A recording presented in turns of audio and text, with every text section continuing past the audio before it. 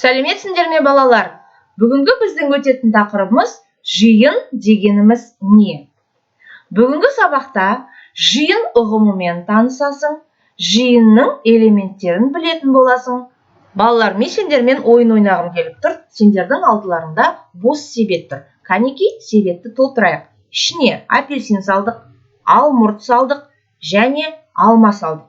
Балалар, енді осы салғандарымыздың барлығына ортақ бір белгі бар ма? Дұрыс айтасыңдар, бұлар жемістер. Ендеше жиын дегеніміз ортақ белгісі бар заттар жиынтығы. Ал оның ішіндегі, жемістердің ішіндегі алмұрт, мені жаңа көрсеткен, ол элемент, яғни жиынды құрайтын заттар элементтер деп аталады. Енді жемістер жиынының элементтері ол алмұрт, алма және апельсин болып тұр. Тамаша. Сендердің оқулықтарыңда жиындар көрсетілген. Бірінші жиынға назар аударайық. Қалай атаймыз жиынды? Дұрыс айтасыңдар, ағаштар жиыны. Екінші жиын, тамаша, гүлдер жиыны. Үшінші жиын, өте жақсы, бунақ денелілер жиыны. Енді әр жиынның элементтерін атап шығайық. Қандай ағаштарды көріп тұрмыз? Шырша, қарағай, қайың, емен. Тамаша, бунақ денелілер жиынының элементтерін атап шығайық. Инелік, көбелек, қоңыз. Өте жақсы.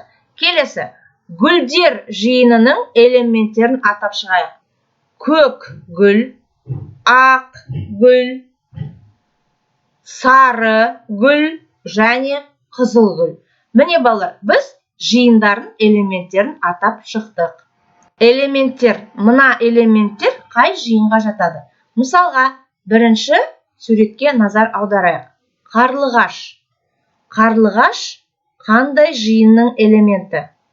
Тамаша. Бұл құстар жиынының элементі.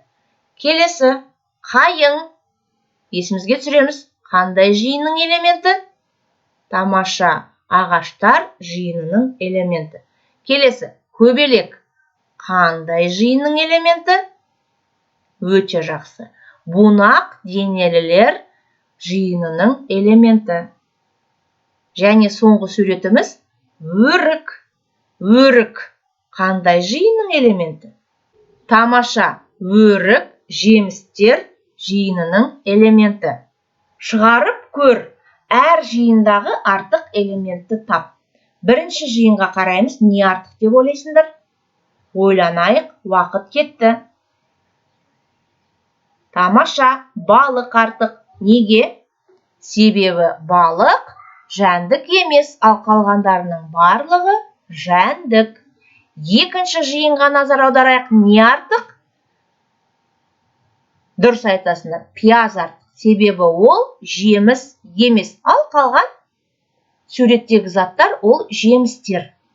Үшінші жиынға назар аударамыз, артық элемент бар ма? Тамаша, бұл жерде үшбұрыш артық.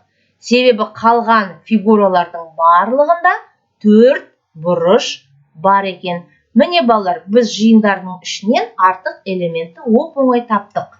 Бүгінгі сабағымыздың соңғы тапсырмасы ойланып көр. Балалар, сендердің алдыларыңда қандай да бір жиындар тұр. Қандай жиындар көріп тұрсыңдар? Дұрыс айтасыңдар, қыздар жиыны және ұлдар жиыны. Ал қалай ойлайсыңдар, бұл екі жиынды біріктіруге болады ма? Уақыт кетті, ойланып көріңдер.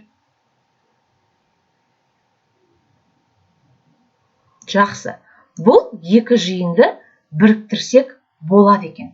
Ал біріктірген жағдайда бұл жиынды біз қалай атаймыз? Тамаша. Біз бұл жиынды балалар деп атайды екенбіз. Өте жақсы. Сонымен бүгінгі сабақта біз жиын ұғымымен таныстық. Жиын ортақ белгісі бар заттар жиынтығы. Мысалы, алма, алмұрт, апельсин, олар жемістер. Сонымен қатар жиынның элементтерімен таныстық. жиынды құрайтын заттар элементтер деп аталады екен. Бүгінгі сабағымыз осымен аяқталды. Жақсы, сау болыңдар.